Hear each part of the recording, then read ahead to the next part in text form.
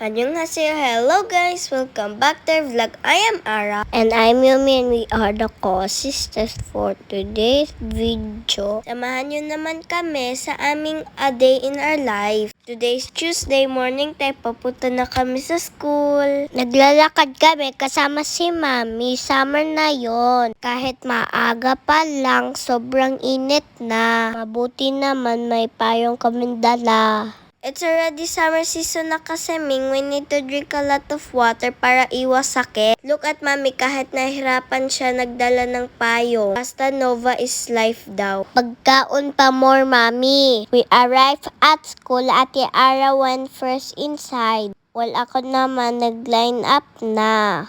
At 11:30, Mami and Appa pick up me because we're going to SM Talbastagan. May event pala dito, guys. From other schools sila. They are singing and dancing. At ako naman nag-wait kay Mami. Mami bought us food for our lunch. Fast forward, umuwi na kami para magsundo kay ate. After school, I went to Kumon. Hinatid pala ko ni Mami. Today's my schedule for face-to-face kasi. Mabuti na lang, early ako natapos sa Kumon. Madali lang kasi yung math at reading ko. Mami, help naman po. Buksan mo yung pintuan, ang bigat. On our way to SM Clark, we saw jet plane exhibition dito sa Clark pala, guys. It's Korean Air Force at ang ganda ng air show nila. May iba't ibang kulay na pasabog. Dahil gutom kami at di kami nag-snack ni Yumi,